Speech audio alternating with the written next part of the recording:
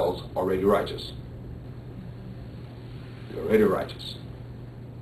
He said, because you believe that, your sin remains. There's no need for Christ. There's no need for Christ if you're already righteous. That's what Christ is for, is to get you to righteousness.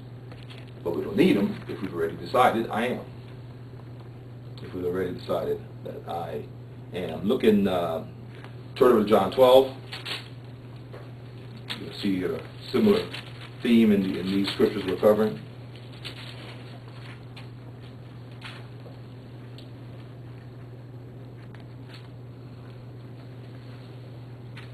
Verse 42 and 43 in John 12.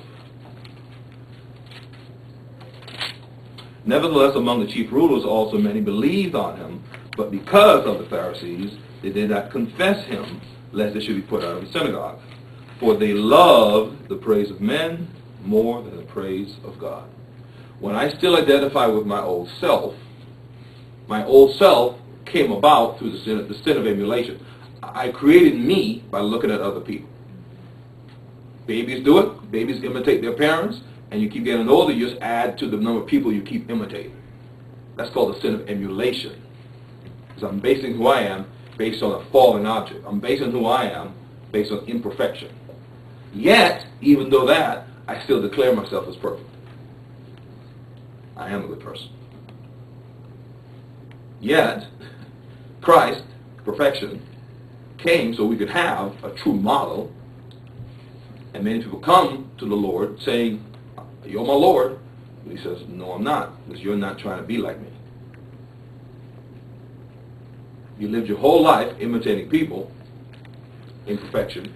Now you found perfection, and you should now be living your whole life to imitate perfection. But the problem is we'd already decided before Christ, for most of us, we were already there. And it doesn't matter, it could be any of these definitions. Let's take manhood.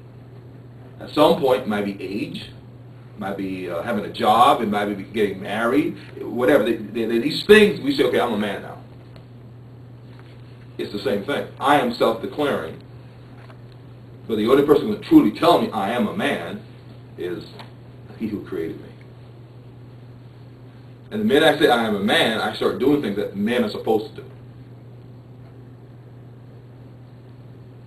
Right? I'm a grown woman.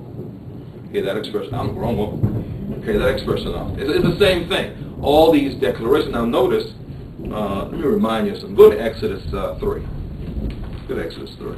Let me remind you of what you already know, but sometimes it's good to let the word speak to you. As I say, all the time it's good to let the word speak. Verse 13 and 14 of Exodus 3.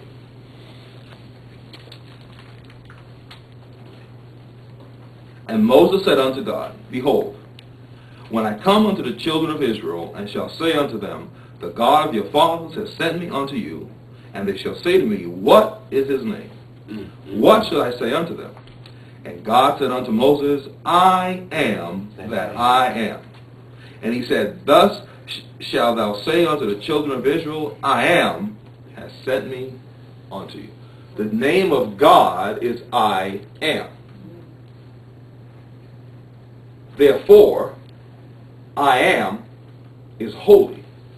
I am is love. When I use God's name for myself, but attach to it that which is evil, that's blasphemy. When I say I am a good person in opposition to what God's already said you're not, then I'm taking God's name and attaching it to that which is evil. It's a form of blasphemy. So we have to, part of our prayer life should be going through and having passed to the Lord, what are all the I ams I believe? What are all the I ams I believe about myself? And more than likely, you need the person. They're not of God. The declaration we make outside of the Lord that we simply keep.